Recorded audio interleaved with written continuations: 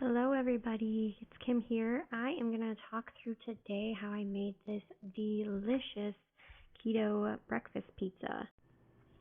I'm going to be posting the recipe for the pizza crust and the cheese sauce as well, so I'm not going to go through exact measurements with you guys, but I am going to talk through what I did in the process. So I hope you guys like this video, and as always, don't forget to subscribe to my channel, and if you like this pizza recipe, give this video a thumbs up. Thanks so much, and let's get started. So the first thing that I did was I started to cook the bacon, just because it typically takes the longest of everything in this recipe. Now by all means you could throw it in the oven if you wanted, but because I was baking the pizza crust and I like my bacon to cook at a higher temperature in the oven because I like it crispy, it just wouldn't have worked out. And so I just took it to the stovetop and I cooked it until it was really crispy so that it would be easy to crumble for the topping for the pizza. So while the bacon was cooking, I got started on the pizza crust. This is a fathead pizza crust, and so the first step is to add some almond flour, and then you add some mozzarella cheese. It's important to get the shredded kind from the store, not fresh. That makes a big difference. And then after the shredded cheese, the shredded mozzarella cheese goes in, you put on some of the shredded Parmesan.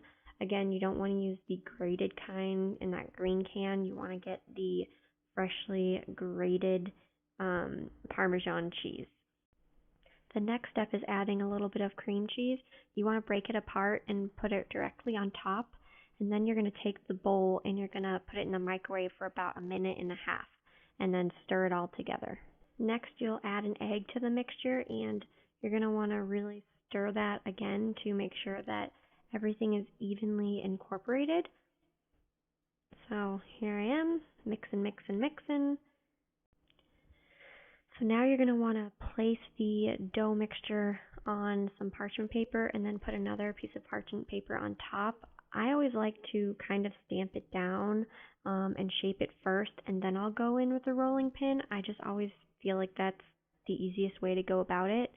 And you actually want to be careful. I actually made this a little too thin on the edges, and it will kind of cook up pretty fast and kind of burn the edges. So just be careful of that. You don't want it really thin, but you definitely don't want it too thick. It's kind of hard to explain. I've made this pizza dough a bunch of times, and I've kind of gotten it down, and you will too. So then you're going to take that bottom parchment paper with the dough on it, and you're just going to stick it right into the oven and set a timer for 10 minutes.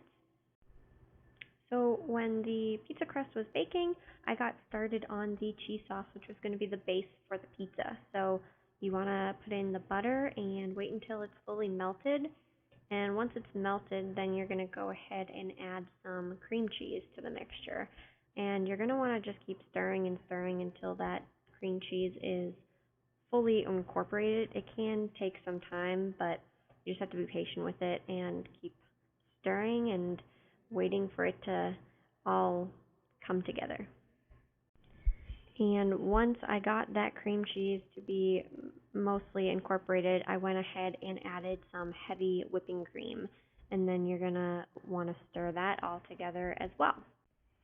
The very last part of this sauce mixture is to add in some sharp cheddar cheese or whichever cheese you want to use.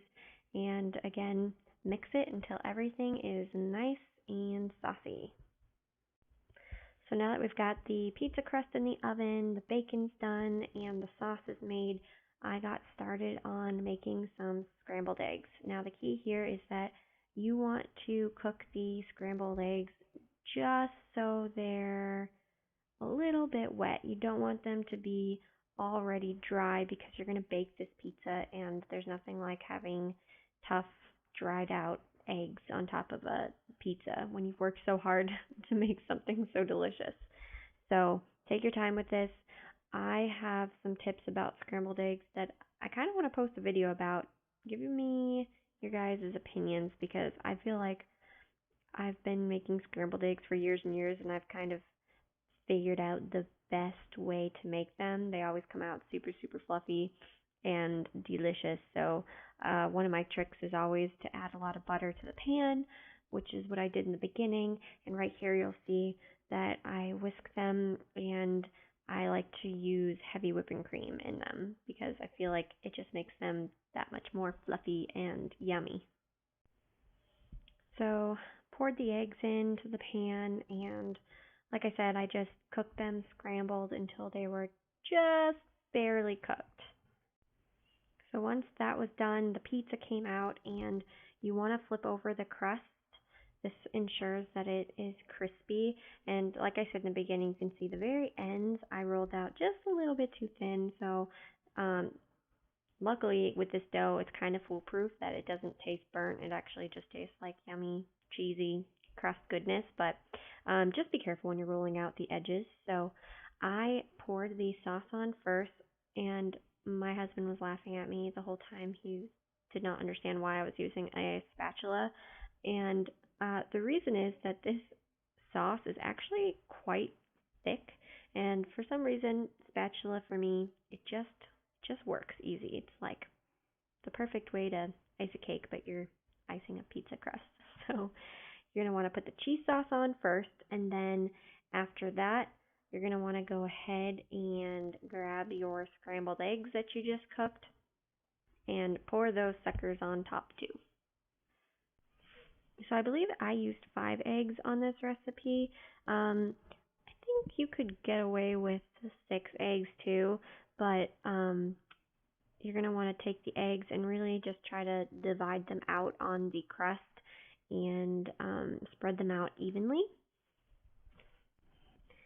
Then you can top it with your favorite type of cheese. Again, I use sharp cheddar.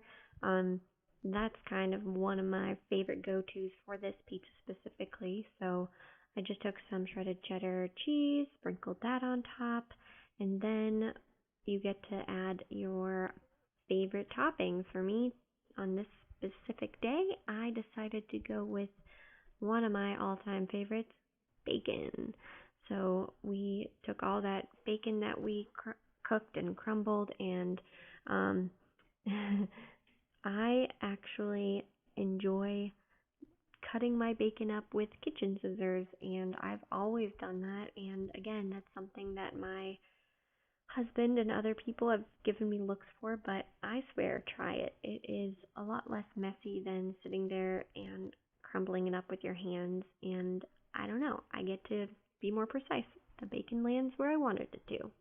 But besides the fact of my weird scissor cutting bacon, I do hope that you guys enjoyed this video. What I ended up doing was putting it back into the oven, baking it for an additional 7-8 minutes until everything was all melted, and this is what it came out. And let me tell you, it was delicious, and we ate it for 3 mornings in a row. So thanks a lot, guys, and again, don't forget to subscribe to my channel. Love you guys. Bye.